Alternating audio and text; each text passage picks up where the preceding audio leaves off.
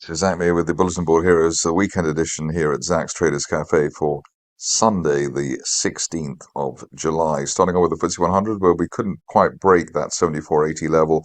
There's a line of resistance there from June, so we want to see an end of day close above that to get us up towards the 50-day moving average and the 200-day moving average area above 7,500.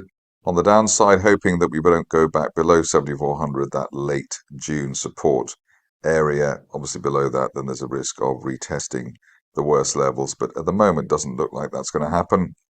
The only worry at the moment is, one of the worries is that the RSI still not above the neutral 50 level, still languishing at 46.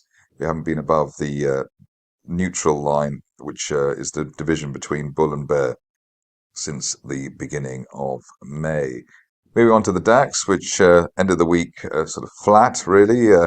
Still above the rising 50 and 200-day moving averages. The 50-day line there around 15,900. Above that, we're looking for 16,300 or 400 to retest May-June resistance on this market.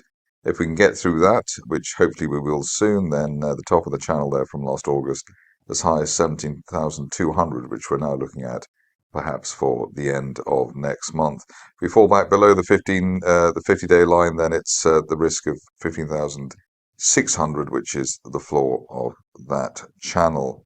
Onto the Dow, which looks like the best of the three indices that we look at on a daily basis. Here you can see that we've got looks like a bull flag at the highs, around 34,500. That's basically the resistance of the past year. Above that, then we're looking at 35,100 at the top of that rising March trend channel. If we can get that, then I think we would look as though we're in a decent place for a potential move higher later in the summer. And the best case scenario target, 37,200, perhaps by the end of next month. On the downside, not expecting worse than the 50-day line at 33,700. On to Bitcoin, which is still sort of keeping us guessing in terms of its intentions. Good support there, just at and below the 30,000 level, 29,500, the floor of that bull flag. Extendable, we're hoping it's a bull flag. End of day close through 31,000, or if you're cautious, 32,000 is the trigger for a potential move to the upside, and as high as 36,000 by the end of next month. Looking quite decent given the way that the 50 and 200-day lines are both rising and the RSI still above the neutral 50 level. On to the stocks, and not that many exciting ones, but it was interesting that Angus soared on Friday after the departure of a key member of the board. It's always interesting when that happens, almost sort of saying that the market enjoyed or enjoys that particular scenario. The old support here around 0.9, above 0.9, we're looking for 1.4 at that February resistance line projection. Hopefully we'll get that by the end of this month or soon after, but the key here is holding 0.9 after that quite sharp bear trap. Also interesting is that we had much lower lows for June and July, but the RSI actually higher, so there is bullish divergence there, which should hopefully power the shares up towards the 1.4 pence area. Onto a stock which I don't look at very much, and I don't think anybody else does either, but Arix Bioscience, a bear trap gap reversal, so bear trap from below the £1 level, broke higher, gapped higher on Thursday, and broke the high of the gap day on Friday, which is pretty impressive. Broke that line of resistance there from March, around 106, and looking for £1.10 at least over the next few sessions. If we break through that, then it could be up to £1.20, which is basically 1 year resistance for the shares. The key here really is holding above the 50-day line around 103. I think that would be a reasonable stop loss. On to critical metals, which looks as though it's sort of trying to get its act together. We're pushing towards RSI 50, bounced off the low of that, the floor of that falling wedge from back in November, and looking for 26 pence over the next 2 to 4 weeks, given the recent basing that we've had, and a minor bear trap there from below the May support. Ideally, we stay above 21 pence at any rate.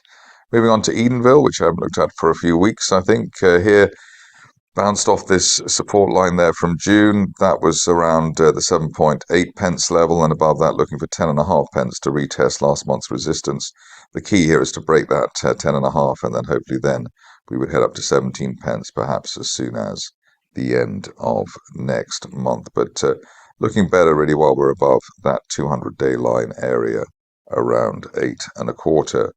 Haven't looked at ECR Minerals for a long time, largely because, as you can see, the shares have not exactly been flying, but the first signs of a breakout to the upside, breaking back above that May support there around 0.32, and above that looking for as high as 0.6 pence as soon as the end of next month. If this is indeed the turnaround, there is bullish divergence, and that's the reason why we are looking for a potentially decent move to fill that gap there up to 0.52 as well over the near term. But ideally, no price action now, back below the May support there around 0.32.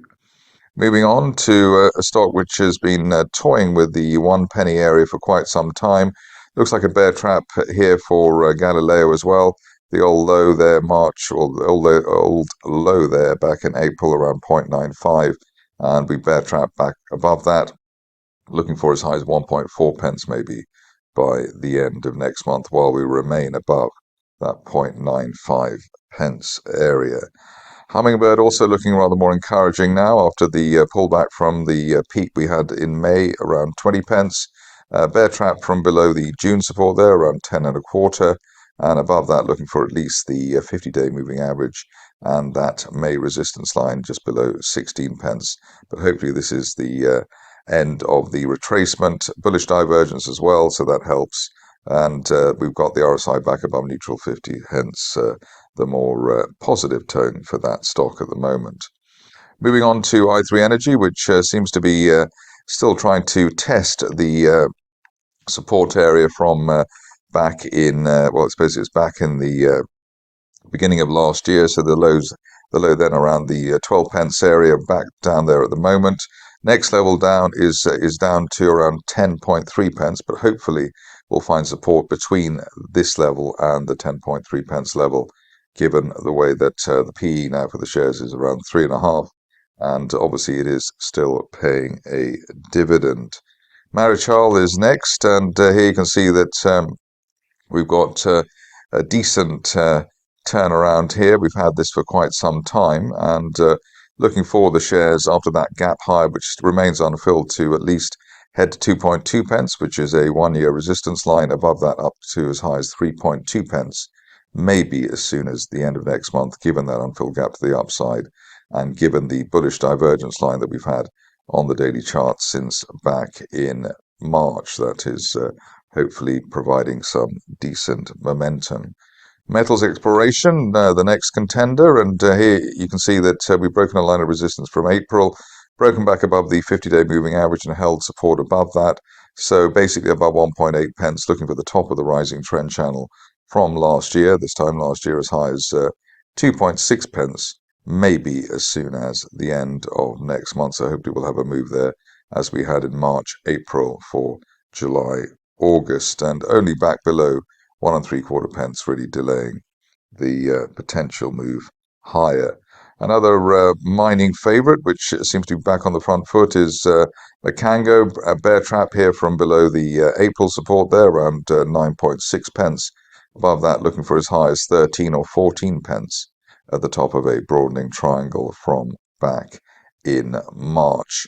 But the key here is really holding above that old May support and re-establishing support above that.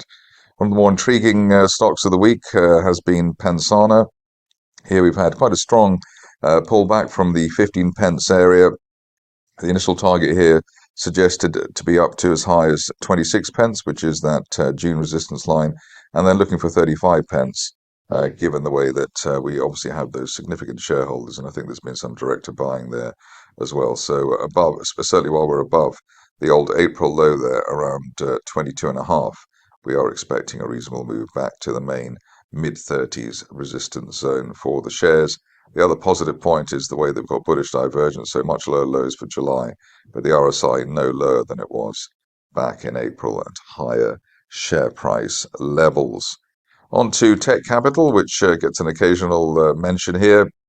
Here it starts to look at that we've got a turnaround in place. Nice solid candle on Friday, bullish divergence line there as well. So it looks like a bear trap in the making, especially from below the old 10 pence support from the initial July support there, above 10 pence. Looking for at least 11.5 pence at a resistance line there from the early part of this year, and then maybe up to 14 or 15 pence by the end of next month. If you're cautious, you wait for the RSI to push above neutral 50 before assuming that 14 pence or so is on its way. On to Touchstone, which I've looked at quite a few times in the recent past. Here, looking encouraging, a nice bull flag here. Looks like a mid-move consolidation. We already had a gap close buy signal last week. Looking for the shares to head up towards the mid-80s, which is the top of that rising trend channel from back in December. And we could even achieve that by the end of this month, especially if the 200-day line starts curling up as well. Then that would suggest we're in the run-up to a golden cross, which tends to be the strongest part of the cycle. On to Thor explorations, where finally the market's cottoning on to the perhaps the lithium idea here as well, just as well as the gold. Our initial target here up to 23 pence, which has taken some time, but looks like it'll be done over the next week or two. Next target up after 23 is up as high as 29 pence, which hopefully, now the log jam seems to be breaking, we could get by the end of next month. 50 and 200-day lines both rising, and an uptrend line in the RSI window from quite a long time ago, actually this time last year. So hopefully that will back the shares to finally break to the upside. Finishing off with Webis, and here, stock we haven't looked at for quite a while, but we've broken that line of resistance there from back in February, broken above the 50-day line and found support there, 1.4 pence. Above that, looking for as high as 3 pence maybe over the next couple of months, maybe August, September time, and that would retest the February resistance and take us up to the highs of the year. So let's see if Webis can step up to the plate. We've also got bullish divergence line there as well. That's been in place since May, and that should hopefully power the shares onwards. That's it for me today. More updates tomorrow.